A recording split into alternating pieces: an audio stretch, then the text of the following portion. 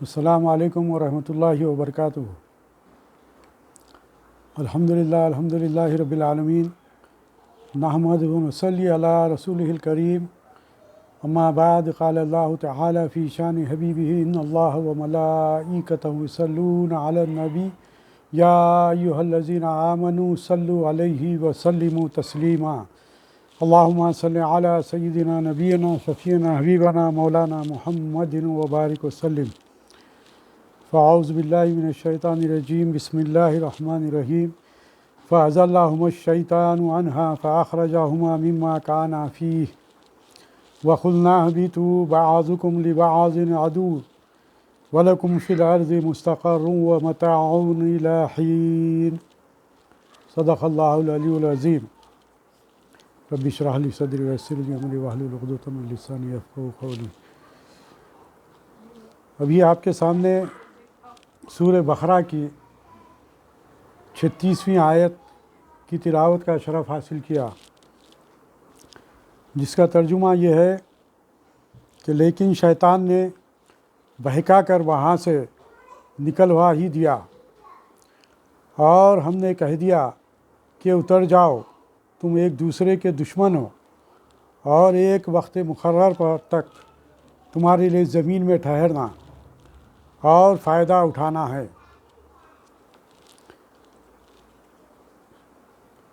اس آیت شریفہ سے متعلق مفسرین کرام نے جو وضاحتیں اور جو تفصیلات ہمارے سامنے رکھی ہیں وہ یہ کہ آدم علیہ السلام اور حوا علیہ السلام کو گزشتہ یعنی کہ 35ویں آیت میں جس بات کا حکم دیا گیا تھا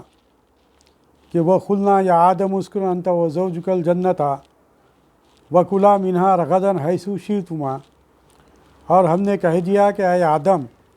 تم اور تمہاری بیوی جنت میں رہو اور جہاں کہیں سے چاہو با فراغت کھاؤ پیو، وَلَا تَقْرَبَا هَٰذِهِ الشَّجَرَةَ فَتَكُونَا مِنَ الظَّالِمِينَ، لیکن اس درخت کے قریب بھی نہ جانا ورنہ ظالم ہو جاؤ گے۔ اسی آیت کی روشنی میں آگے کی جو آیت پیش کی گئی کہ فَأَزَلَّهُمَا الشَّيْطَانُ عَنْهَا فَأَخْرَجَهُمَا مِمَّا كَانَا فِيهِ وَقُلْنَا اهْبِطُوا بَعْضُكُمْ لِبَعْضٍ عَدُوٌّ وَلَكُمْ فِي الْأَرْضِ مُسْتَقَرٌّ وَمَتَاعٌ إِلَىٰ حِینٍ۔ یہ دونوں آیتیں ایک دوسرے سے مربوط ہیں،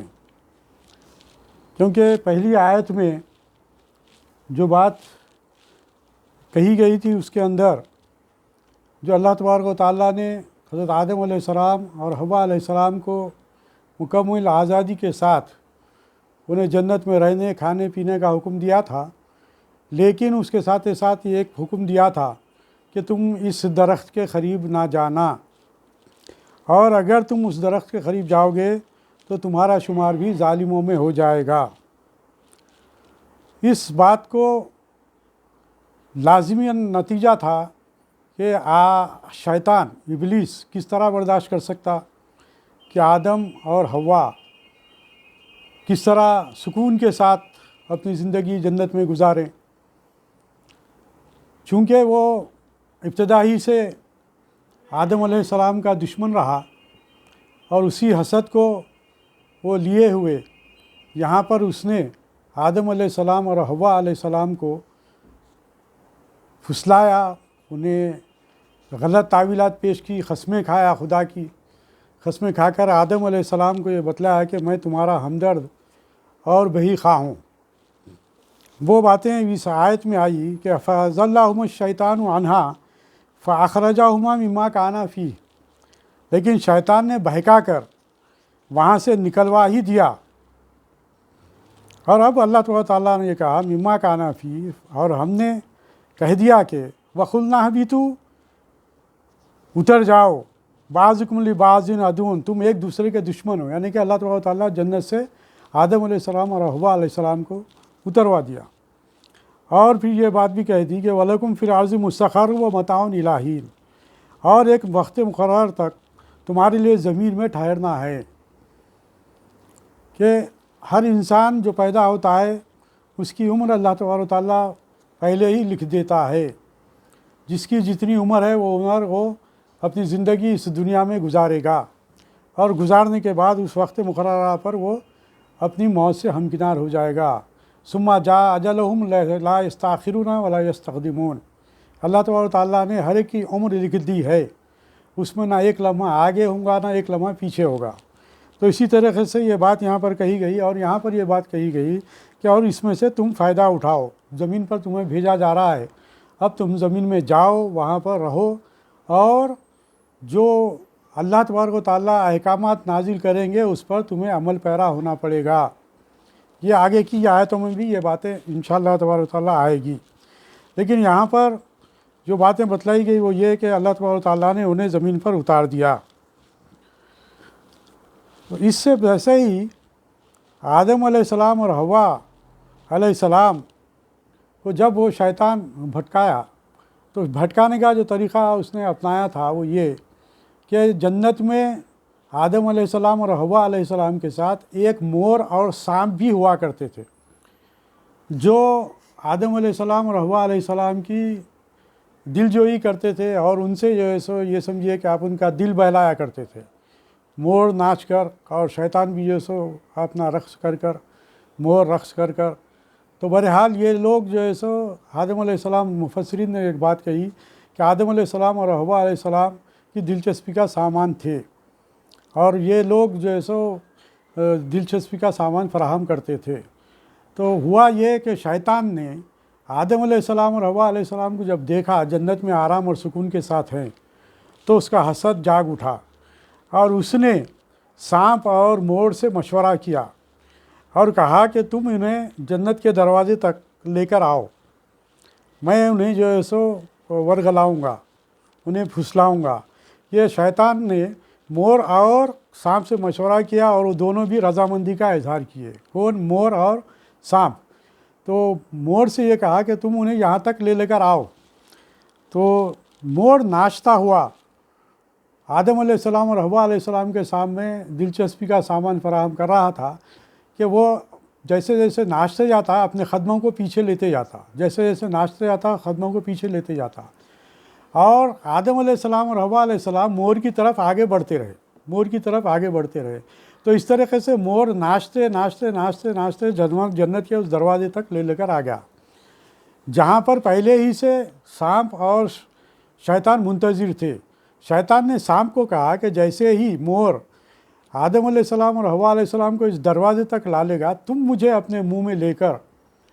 دیوار پر چڑھ جانا، میں ان سے گفتگو کروں گا۔ تو روایت میں مختلف روایتیں ہیں، اس میں اس تعلق سے بھی، مور کے تعلق سے، شیطان کے تعلق سے، اور یہ سانپ کے تعلق سے مختلف روایتیں ہیں۔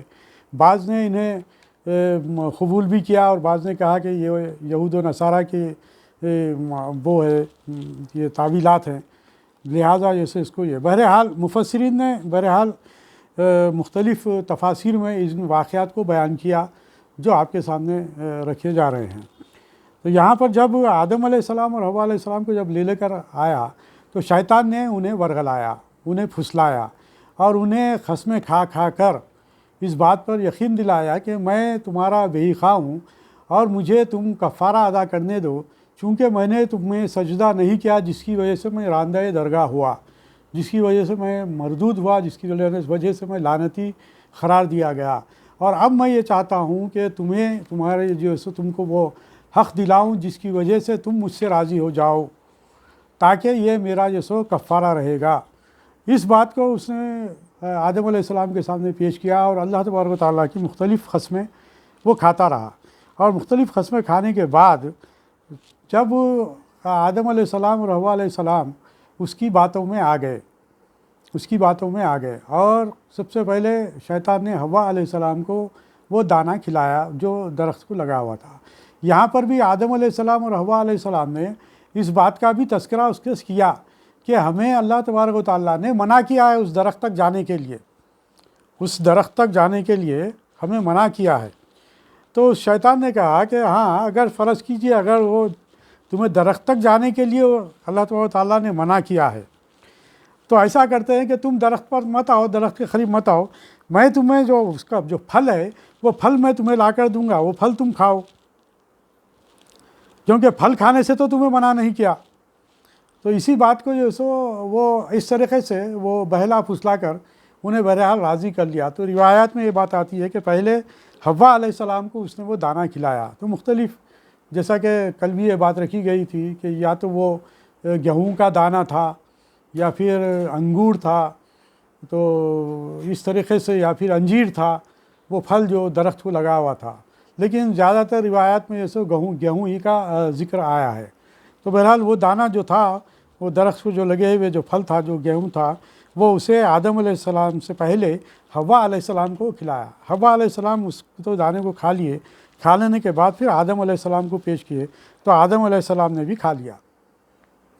یہاں پر ایک بات یہ بھی عرض کرنی ہے کہ جیسے ہی جب آدم علیہ السلام نے شیطان کے سامنے یہ بات رکھی تھی کہ ہم کو تو اللہ تبارک و تعالیٰ نے منع کیا اس درخت کے پاس جانے سے، تو جب شیطان اپنی دلائل پیش کرتا رہا اور میں بے خواہ ہونے کا ذکر کرتا رہا، تو اس وقت تھوڑی سی جو بھول ہوئی آدم علیہ السلام سے، وہ یہ بھول ہوئی کہ انہوں نے اللہ تبارک و تعالیٰ کے حضور توجہ نہیں کی۔ یہ بھول کے تعلق سے بھی مفسرین لکھتے ہیں کہ آدم علیہ السلام کو یہ خیال نہ رہا کہ رب سے پوچھ لیں، کیونکہ اللہ تبارک و تعالیٰ نے منع کیا تھا، لیکن جب شیطان ورغلایا تو یہ آدم علیہ السلام کو یہ خیال نہیں رہا۔ اس کے تعلق سے مفسرین نے یہ بات رکھی کہ اس کی وجہ کیا ہے؟ اس کی وجہ یہی ہے، پوچھنا بھول گئے آدم علیہ السلام۔ تو کیوں کر نہ بھولتے؟ مفسرین نے لکھا ہے کہ کیوں کر نہ بھولتے؟ دنیا میں آ کر رنگ لگانا تھا، دنیا میں آنا تھا، خلیفۃ الارض بننا تھا،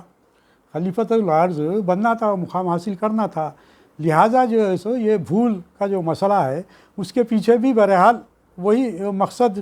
شامل حال ہے کہ خلیفۃ الارض اللہ تبارک و تعالیٰ نے انہیں بنایا تھا۔ اسی طریقے سے مفسرین نے ایک اور دو بھولوں کی طرف توجہ دلائی ہے۔ مفسرین نے لکھا ہے کہ آپ لوگوں کی بھی توجہ میں چاہوں گا کہ انبیاء کی بھول اور کے تعلق سے یہاں پر بات کہی گئی ہے کہ دیکھیے، یعقوب علیہ السلام یوسف علیہ السلام کو بھائیوں کے ساتھ بھیجتے وقت اللہ کو سونپنا بھول گئے۔ یہاں پر وہ واقعہ بھی بیان کیا جا رہا ہے، کس کا؟ یعقوب علیہ السلام کا، جو اپنے 10 بھائیوں کے ساتھ یوسف علیہ السلام کو جب 10 بھائیوں نے ان سے کہا تھا کہ ہم جو ہے سو یوسف علیہ السلام کو ہم بھی اپنے ساتھ لے جاتے ہیں، شکار پر ہم جا رہے ہیں، بہرحال ہم کو بھی آپ اپنے بیٹے یوسف کو دیجیے، ہم انہیں بہت عزیز رکھتے ہیں۔ وہ یوسف علیہ السلام کا ایک طویل واقعہ ہے۔ تو یہاں پر اس بات کی بھی مثال یہاں پر پیش کی جا رہی ہے کہ یعقوب علیہ السلام نے بھی بھول کی تھی کہ انہوں کو جب سونپا، اپنے بھائیوں کے حوالے کیا، تو اللہ تبارک و تعالیٰ کے حوالے نہیں سونپا، جس کی وجہ سے 40 سال تک اس جدائی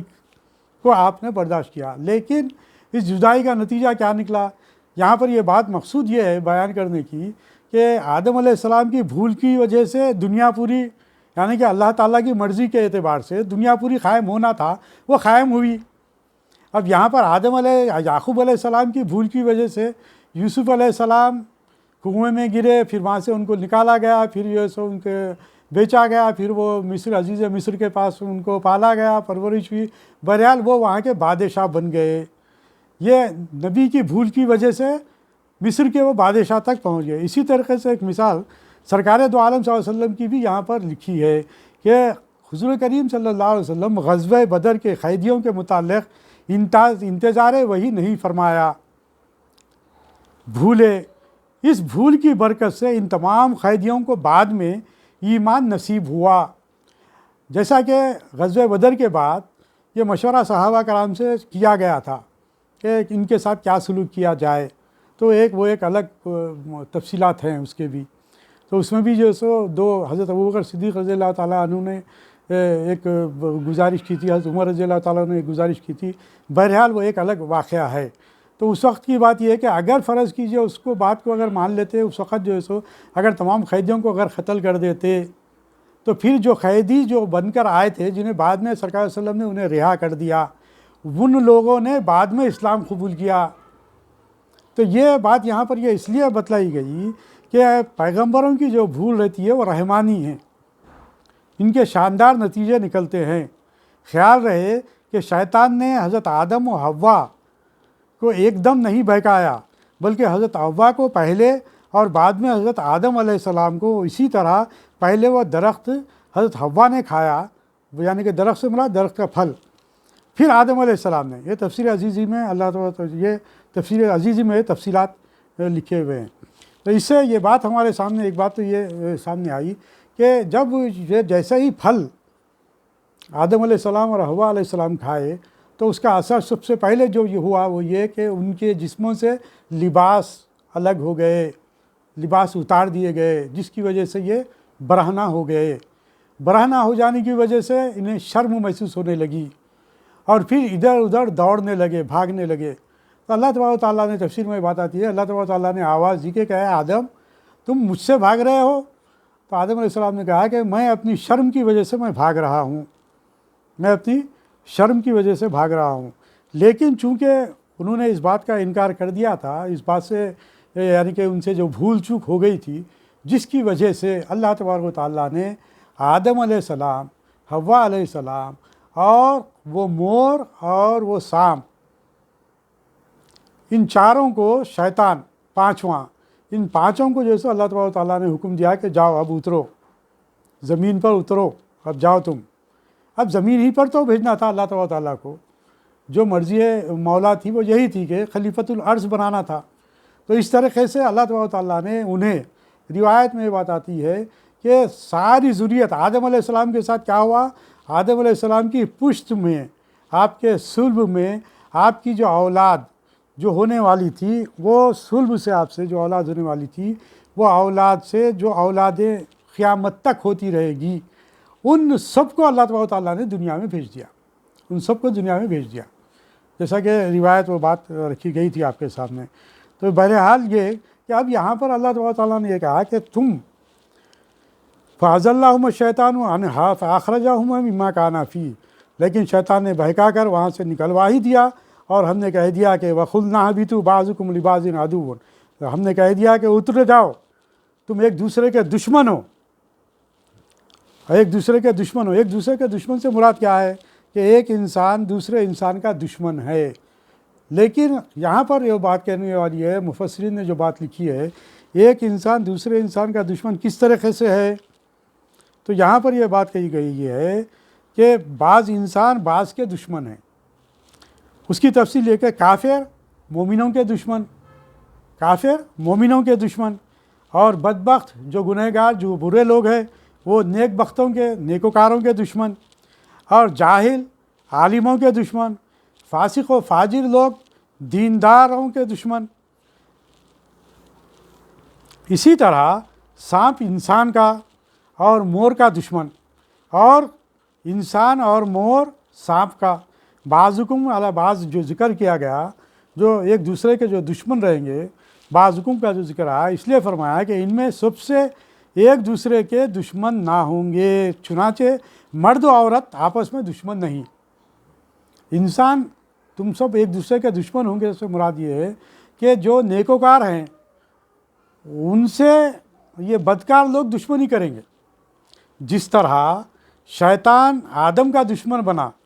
جس طرح شیطان آدم کا دشمن بنا. شیطان آدم کا دشمن کیوں بنا؟ شیطان سب سے زیادہ اگر کسی کو نقصان پہنچانے کی کوشش میں لگا رہتا ہے تو وہ کس کی کوشش میں لگا رہتا ہے؟ جو نیکوکار ہے، جو نیکیوں کی طرف جس کی توجہ زیادہ ہے. انسان کے اندر دونوں صفات موجود ہیں، نیکیوں کے صفات بھی موجود ہے اور برائیوں کے صفات بھی موجود ہے. نفس امارہ بھی ہے، نفس لوامہ بھی ہے، نفس مطمئنہ بھی ہے. تو یہ جو نفس امارہ ہے، یہ اگر غالب آ جائے تو وہ پھر جو ہے سو کافروں میں شمار ہو جاتا ہے، وہ گنہگاروں میں شمار ہو جاتا ہے. اور نفس لوامہ جو ہے وہ انسان گناہ کرتا ہے لیکن اس کے ساتھ ساتھ اسے ملامت بھی ہوتی ہے. تو وہ ملامت کی جو صفت ہے، وہ جو معاملہ ہے، اسے لوامہ کہا گیا. اور نفس مطمئنہ یہ کہ ایسا پاک بازی کے ساتھ انسان کی، مسلمان کی زندگی گزرتی ہے جو اللہ تبارک و تعالیٰ کے احکام کے تحت اپنی زندگی گزارتا ہے، تو اس کی زندگی جو اختتام پر پہنچتی ہے تو وہ مطمئنہ قرار دی جاتی ہے. تو اسی طریقے سے یہاں پر جو دشمن قرار دیا گیا وہ یہ کہ ایک انسان دوسرے انسان کے دشمن سے مراد یہ ہے کہ بدبخت جو برے جو لوگ ہیں وہ اچھوں کے دشمن ہوتے ہیں، کیونکہ وہ ان کی نیکیوں کو برداشت نہیں کر سکتے. جس طریقے سے شیطان ایک نیک وکار انسان کو برداشت نہیں کر سکتا، تو اسی طریقے سے یہاں پر یہ بات کہی گئی کہ تم لوگ آپس میں ایک دوسرے کے دشمن رہو گے۔ لیکن اب آپ دوسری طرف اگر دیکھیں کہ ہم جنس جو ہے ایک انسان ہی ہے، ایک مرد ہے اور ایک عورت ہے، لیکن اللہ تبارک و تعالیٰ نے دونوں میں محبت پیدا کی ہے، دونوں میں محبت پیدا کی ہے، لیکن یہ محبت بھی تلک حدود اللہ میں ہے، تو سمجھیے کہ یہ محبت آپ کے لیے جو ہے سو نفس مطمئنہ تک لے کر جائے گی، ورنہ اگرچہ اگر اس میں اگر خرابی ہے، اس میں اگر برائی ہے، جو محبت اللہ تبارک و تعالیٰ کے احکام کے تابع رہے گی، وہ محبت آپ کو کامیابی سے ہمکنار کرے گی، وہ محبت آپ کو نیکیوں کی طرف توجہ دلائے گی، لیکن وہ محبت جو برائیوں کی طرف ترغیب دیتی ہے، وہ محبت نہیں ہے، بلکہ آپ کو گناہوں کی طرف رغبت پیدا کرتی ہے، گناہوں کی طرف۔ تو اس طریقے سے یہاں پر ایک بات یہ بھی سامنے آتی ہے کہ ایک مرد ہو یا عورت ہو، اگر برائی کی طرف اگر توجہ دلا رہے ہیں تو یہ محبت نہیں ہے، بلکہ یہ دشمنی ہے، یہ دشمنی ہے۔ تو اسی لیے یہ بات یہاں پر کہی گئی کہ تم آپس میں ایک دوسرے کے دشمن ہوں گے، آپس میں ایک دوسرے کا دشمن ہوں گے، اور پھر کہا گیا کہ تمہارا یہاں پر ٹھہرنا مختصر ہے، جتنی عمر دی گئی ہے تم اتنی عمر تم وہاں پر ٹھہرو گے، مطلب زندگی تم پاؤ گے۔ اب اس زندگی میں تم جو پاؤ گے تو تم اس سے فائدہ اٹھاؤ۔ فائدہ اٹھانے سے مراد کیا ہے؟ فائدہ اٹھانے سے مراد یہی ہے کہ اللہ تبارک و تعالیٰ نے جو تمام نعمتیں ہمیں عطا کی ہے، ہر طریقے کی نعمت اس میں شامل ہے، جو ہماری جسمانی حیثیت سے ہو یا ہماری روحانی حیثیت سے ہو یا دنیاوی اعتبار سے ہو، جو بھی نعمتیں اللہ تبارک و تعالیٰ نے ہمیں عطا کی ہے، اب وہ نعمت ہمارے لیے کب ہوگی؟ جب ہم اس نعمتوں کا صحیح طریقے سے استعمال کریں گے۔ اسی لیے یہاں پر یہ بات کہی گئی کہ تمہارا ٹھہرنا وہاں پر مختصر ہے، تم اس سے فائدہ اٹھاؤ۔ فائدہ اٹھانے سے مراد یہی ہے کہ اس سے ہم جو ہے سو اللہ تعالیٰ کا قرب حاصل کریں، سرکار دو عالم صلی اللہ علیہ وسلم کی محبت حاصل کریں۔ تو اس کے لیے اب ہمارا یہ فریضہ یہاں پر یہ بن جاتا ہے ان آیات کی روشنی میں کہ ہم اللہ تبارک و تعالیٰ کے کسی حکم کی نافرمانی نہ کریں، کیونکہ یہاں پر بنیاد جو بتائی گئی، اللہ تبارک و تعالیٰ نے آدم علیہ السلام اور حوا علیہ السلام کو اس بات کا حکم دیا تھا کہ اس شجر کے پاس نہ جاؤ، لیکن انہوں نے بہرحال بھول چوک ہوئی، جس کی وجہ سے وہ اللہ کے نافرمان قرار دیے گئے، اور انہیں اللہ تبارک و تعالیٰ نے دنیا میں بھیج دیا، اور دنیا میں بھیجنے کے بعد بھی ان سے یہ بات کہی دی گئی، آگے کی آیت میں آئے گی وہ انشاءاللہ تعالیٰ، کہ ہم جو باتیں آپ کے سامنے رکھے ہیں، اس کے اندر جو تفصیلات جو سامنے آئی ہیں وہ یہی ہے کہ اللہ تبارک و تعالیٰ نے جب دنیا میں اتارا تو اس کے مختلف جو ہے سو روایات ہمارے سامنے آتی ہیں۔ دنیا میں اتارا تو دنیا میں کہاں اتارا؟ حضرت ابن عباس رضی اللہ تعالیٰ عنہ فرماتے ہیں کہ ہند کے شہر وہنا میں اترے تھے۔ کون؟ آدم علیہ السلام۔ ایک روایت میں ہے کہ مکہ اور طائف کے درمیان اترے تھے۔ حضرت حسن بصری رضی اللہ رحمۃ اللہ علیہ فرماتے ہیں کہ حضرت آدم علیہ السلام ہند میں اور مائی حوا جدہ میں اتریں، اور ابلیس بصرہ سے چند میل کے فاصلے پر دستمیسان میں پھینکا گیا، اور سانپ اصبہان کے مقام پر۔ ابن عمر رضی اللہ تعالیٰ عنہ کا قول ہے کہ حضرت آدم علیہ السلام صفا پر اور حضرت حوا علیہ السلام مروہ پر اترے۔ اترنے کے وقت ہاتھ گھٹنوں پر تھے اور سر جھکا ہوا تھا، اور ابلیس انگلیوں میں انگلیاں ڈالے آسمان کی طرف نظریں جمائے اترا۔ حضرت ابو موسیٰ رضی اللہ تعالیٰ عنہ فرماتے ہیں کہ اللہ تعالیٰ نے انہیں تمام صفتیں سکھا دی اور پھلوں کا توشہ دیا۔ ایک حدیث میں ہے کہ تمام دنوں میں بہتر دن جمعہ کا دن ہے، اسی میں حضرت آدم علیہ السلام پیدا کیے گئے، اسی میں جنت میں داخل کیے گئے، اور اسی دن نکالے گئے۔ اور ایک بات سامنے آ رہی ہے کہ حضرت آدم علیہ السلام اور حوا علیہ السلام کا لباس جب جنت میں اتار دیا گیا تو اس وقت انہوں نے جو درخت تھا وہاں پر، انجیر کا درخت، روایات میں یہ بات آتی ہے کہ انجیر کا درخت تھا، اور ان انجیر کے پتوں کو وہ اپنے جسم پر لپیٹ لیے تھے۔ یہ بھی روایت جو ہے سو روایت میں آتی ہے کہ انجیر کے جو پتے تھے ان پتوں کو جو ہے وہ لپٹ لیا تھا۔ اور ایک قول یہ ہے، سیدی رحمۃ اللہ علیہ کا قول ہے کہ حضرت آدم علیہ السلام ہند میں اترے، آپ کے ساتھ حجر اسود تھا اور جنتی درخت کے پتے تھے جنہیں ہند میں پھیلا دیے اور اس سے خوشبودار درخت پیدا ہوئے۔ روایات میں یہ بات آتی ہے کہ وہ جو پتے تھے جو آپ بند کر جو اترے تھے، وہ پتے جب بکھرے گئے اور ان پتوں سے دو درختوں کو جا کر وہ پتے جیسے گرا کرتے تھے، وہ پتوں میں جیسے خوشبو پیدا ہوئی تھی، تو وہ خوشبودار درخت پیدا ہوئے اس کی وجہ سے۔ تو یہ چند باتیں آپ کے گوش گزار کرنا اس لیے ضروری تھا کہ ان آیات کی روشنی سے، مگر ہم کو جو درس حاصل ہوتا ہے وہ یہی درس حاصل ہوتا ہے کہ یہ تمام چیزوں سے مراد یہی ہے کہ اللہ تبارک و تعالیٰ نے حضرت حوا علیہ السلام اور حضرت آدم علیہ السلام کو جنت میں بھی رکھا تو ایک مختصر سے وقت کے لیے رکھا تھا، لیکن دنیا میں بھیجا تو اس میں بھی دنیا میں بھی جب بھیجا تو وہ مختصر عرصے کے لیے انہیں رکھا گیا۔ روایات میں یہ بات آتی ہے کہ حضرت آدم علیہ السلام 300 سال تک حضرت آدم علیہ السلام آسمان کی طرف سر نہیں اٹھائے، شرمندگی کے ساتھ، شرمندگی کی وجہ سے، اور آپ زار و خطار رویا کرتے تھے اس شرمندگی کی وجہ سے۔ تو یہ چیزیں جو ہم کو جو درس دیتی ہے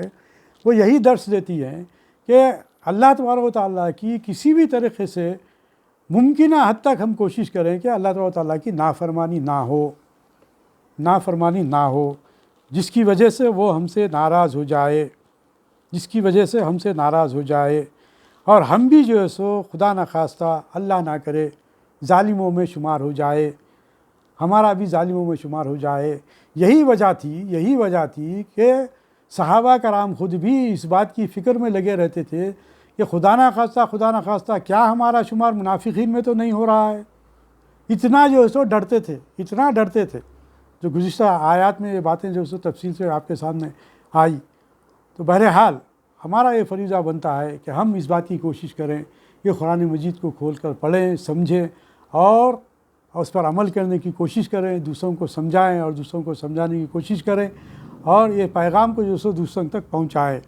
تو ہم جو ہے سو اس کا حق ادا کرنے والے بنیں گے جو قرآن کا حق ہم پر ہے۔ اللہ تبارک و تعالیٰ سے دعا ہے کہ جو کچھ ہم کہہ رہے ہیں، سن رہے ہیں، اس پر عمل کرنے کی توفیق عطا فرمائے، اور پھر اگر اس میں کسی قسم کی کوئی لغزش کوتاہی اگر ہو گئی ہے تو اے باری تعالیٰ تو ہمیں معاف فرما، ہمارے ذہن کو اور ہمارے قلوب کو کھول دے، اور باری تعالیٰ ہماری لغزشوں کو معاف فرما، اور جو اس بیماری میں مبتلا ہے انہیں شفاء کاملہ و عاجلہ عطا فرما، جو آج کل دنیا میں پھیلی ہوئی ہے باری تعالیٰ اسے ختم کر دے۔ ربنا آتینا فی الدنیا حسنۃ وفی الآخرۃ حسنۃ وقنا عذاب النار بفضل سبحان ربک رب العزۃ عما یصفون وسلام علی المرسلین والحمد للہ رب العالمین۔